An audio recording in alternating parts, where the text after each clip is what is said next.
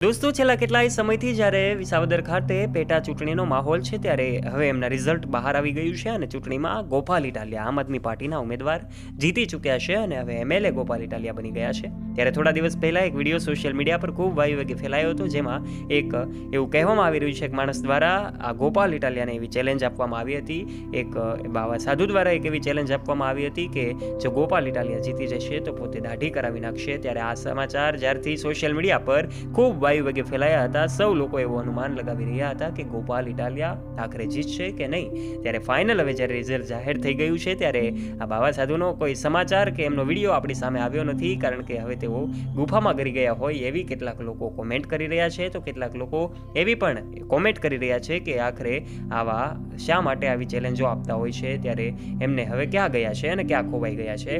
અલગ અલગ લોકો, અલગ અલગ યુઝર્સ કોમેન્ટ્સ કરી રહ્યા છે, ત્યારે એમને જવાબ આપવા માટે આ લોકો ક્યાં છે। ત્યારે ગોપાલ ઇટાલિયા ફાઇનલી હવે જીતી ગયા છે અને ગોપાલ ઇટાલિયા વિસાવદરમાં એક નવો ઇતિહાસ રચવા જઈ રહ્યા છે। પોતે એક એડવોકેટથી શરૂ કરીને એમએલએ સુધીની સફર છે ખૂબ યાદગાર રહી છે, ખૂબ સંઘર્ષમય રહી છે, કારણ કે અનેક સત્તાના જોરની સામે પોતે આમ આદમી પાર્ટીના ઉમેદવાર તરીકે ઊભા રહીને એક અખંડિત રીતે પોતે ખૂબ નિડરતાપૂર્વક લડાઈ ચલાવી છે। ત્યારે અનેક આ ઉમેદવારોની સામે ગોપાલ ઇટાલિયા જેઓ હાલ વિજયી થયા છે, વિનર થયા છે અને વિસાવદરમાં એમનું ભવ્ય જે છે શોભાયાત્રા આયોજિત કરવામાં આવી હતી। જીત બાદ એમને હાથીની અંબાડી પર બેસાડવામાં આવ્યા હતા અને ત્યારબાદ જે સમાચાર સોશિયલ મીડિયા પર વાયુવેગે ફેલાઈ રહ્યા છે, વિસાવદરની જનતાએ ખૂબ ગોપાલ ઇટાલિયાને પ્રેમ આપ્યો છે। મતદાનથી શરૂ કરીને ખૂબ વધારે માત્રામાં લોકોએ મતદાન કર્યું હતું અને લોકોએ આ વખતે નક્કી કરી લીધું હતું કે ગોપાલ ઇટાલિયા બનશે અમારો ઉમેદવાર ધારાસભ્ય, અને ધીમે ધીમે એમના જે કાંઈ પણ છે સંઘર્ષની શરૂઆત થાય છે।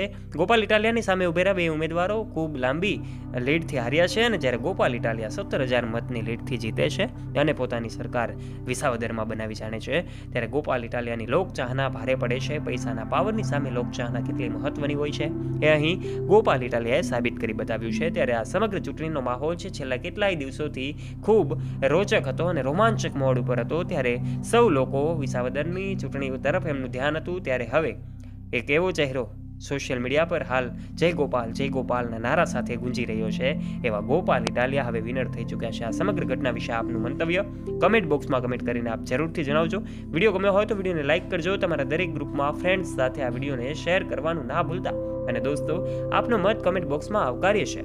આ વિડીયોને પૂર્ણ કરીએ તે પહેલાં આપ જો અમારી યુટ્યુબ ચેનલ ઉપર પહેલી વાર આવ્યા હોય અને અમારી યુટ્યુબ ચેનલને સબસ્ક્રાઇબ ન કરી હોય તો સબસ્ક્રાઇબ કરી લેજો અમારી યુટ્યુબ ચેનલને, અને જય ગોપાલ લખવાનું ચૂકતા નહીં, કારણ કે ગોપાલ ઇટાલિયાનો અવાજ હવે વિધાનસભામાં ગુંજવાનો છે। ફરી મળીશું નવા વિડીયો સાથે, ત્યાં સુધી જોડાયેલા રહો અમારી સાથે। જય હિન્દ, જય ભારત।